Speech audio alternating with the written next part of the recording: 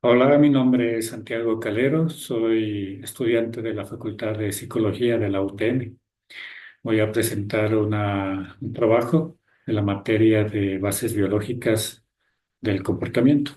Mi profesor es el doctor Jorge Cedeño y el título de la presentación es Fases del desarrollo embrionario del sistema nervioso. Para ello presentaré las distintas fases acompañadas también de los tiempos. Entonces, vamos con el número uno.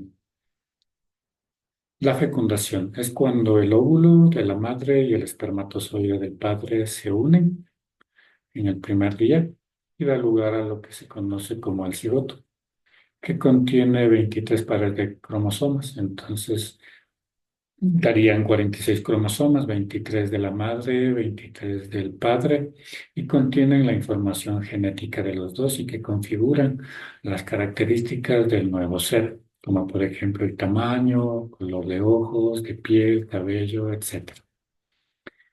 Y después vamos a la segunda fase, que se llama la mitosis o segmentación. Entonces aquí tenemos ya el cigoto y comienza a gestarse en su interior una división hasta que finalmente sale una célula hija, otra célula hija que se conoce como blastómeros y contiene la misma información genética, son idénticas. Y de estas dos, cada una a su ritmo da lugar a la tercera, a la cuarta célula. Entonces, después de las cuatro da lugar a 8 células y así se van dividiendo. Entramos a una fase que se llamaría la morulación entre el 3 y cuarto día, entre 16 y 32 células. Entonces, mm, la modulación, voy a poner una pequeña imagen para que se pueda entender de qué estoy hablando. Tenemos acá, nos habíamos quedado ya en la fecundación, aquí tenemos el cigoto, comienza la mitosis, por acá se divide en dos, luego en cuatro, luego en ocho y da lugar a la mórula y al blastoncisto. Entonces nos habíamos quedado en la mórula, tiene la figura de una mora, de allí viene su nombre, en la que están allí adheridas o unidas las células. Entonces, para el día 4 y 5 comienza lo que se conoce como la fase de blastulación, en la que esa mórula, en una de las caras, comienza como a hacerse una grieta interna, ¿sí? O una cavidad. A esta cavidad se la llama blastoncita. Ya en el día 8 sale de la trompa de Falopio y baja hasta el endometrio. En el día 9 se diferencia el frotoblasto y dará origen a tres de las capas que se conoce como embrión o capas trilaminar. Entonces, esto es muy importante. Ectodermo y endodermo. Ahí comienza a gestarse. Desde aquí voy diciendo que el ectodermo es el que va a dar origen al sistema nervioso. Cada capa tiene su función. En el día 13 ya asentada en el útero comienza la circulación útero-placenta. Y vamos a otra fase, en el día 16 la gastrulación. Si bien teníamos dos de las tres capas trilaminares, entonces la tercera se va formando en esta fase de gastrulación. Esta capa, la que se va a constituir la del medio, llamada mesodermo, ¿cómo es que se va formando? Tenemos aquí las capas. Digamos que estas son las capitas. Entonces, de las del ectodermo, de la capa que está afuera, entonces van migrando células hacia el medio, entre estas dos capas, y ahí se va formando el mesodermo. Y otras células van llegando hasta el endodermo y ahí se conoce como el embrión trilaminar. Entonces, para que ustedes tengan asimismo una idea de qué es lo que estoy diciendo, entonces Voy a hacer esto, voy a presentarles aquí y aquí tenemos el, el, en- el mesodermo y el endodermo que han comenzado a formar al inicio y luego el ectodermo en la fase de gastrulación que se va formando y cuáles son funciones o qué va a originar cada una de ellas. A modo general, porque voy a ir explicando un poquito más. El ectodermo originará el sistema nervioso y piel. El mesodermo, músculos, esqueleto, riñones, aparato reproductor. El endodermo originará glándulas endocrinas, pulmones, sistema digestivo e hígado.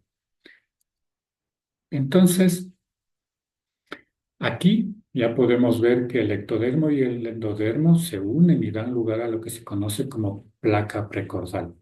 Y vamos a otra fase más, que es la organogénesis. Entonces su nombre dice origen de los órganos, de génesis de los órganos, pero no son los órganos finales, sino que son los inicios de los órganos. El ectodermo se va haciendo ancho, ancho, ancho, ancho y da lugar a las placas neurales. Por ejemplo, aquí se van formando los sentidos, los órganos de los sentidos, lo que compone los sentidos como los ojos, las partes de los ojos, el nervio óptico, las células receptivas, neuronas, etcétera. Cada uno de estas capas trilaminares formará sus tejidos y aparatos según sus patrones y morfología. Y de allí nos vamos a una parte que se llama, o a la siguiente fase que se llama la formación del tubo neural. Y esto es muy importante porque aquí es donde se va a estructurar el cerebro o dará origen al cerebro. Entonces, las cápitas se van uniendo, se van uniendo, se van uniendo, se van uniendo. Producto de ello surge el sistema nervioso periférico y se va creando un tunelcito. Ese es el tubo neural. En uno de sus extremos se va dilatando y se va formando lo que se conoce como las crestas nerviosas o el prosencéfalo. El prosencéfalo, una de las características es que va a estar presente un tiempo hasta que se forme el cerebro y las partes del cerebro y luego dejará de estar. Pero mientras está, se forma el telencéfalo, el diencéfalo y, por ejemplo, este tiene sus partecitas del hipotálamo, tálamo y todas las partes del cerebro se van formando.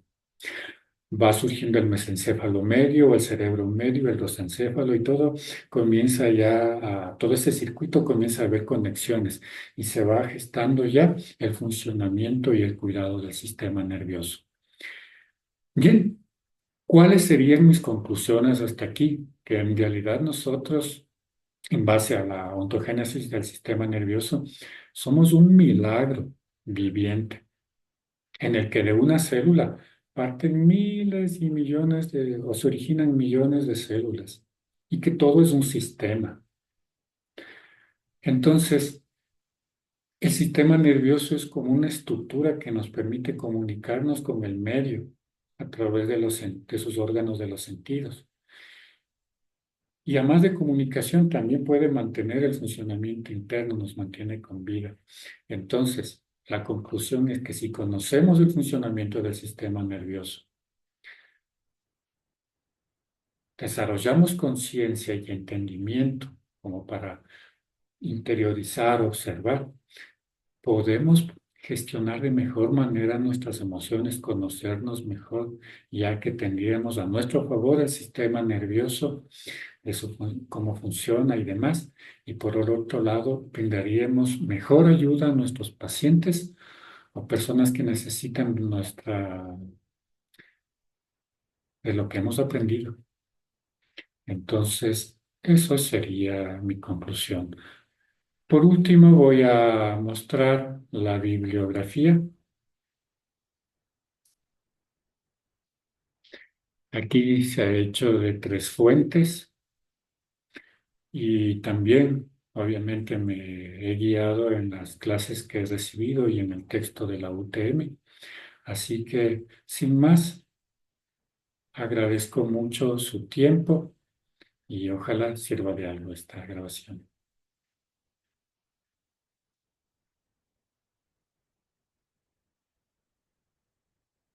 Gracias.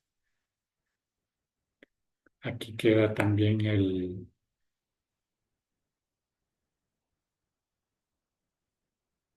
el nombre de de la materia.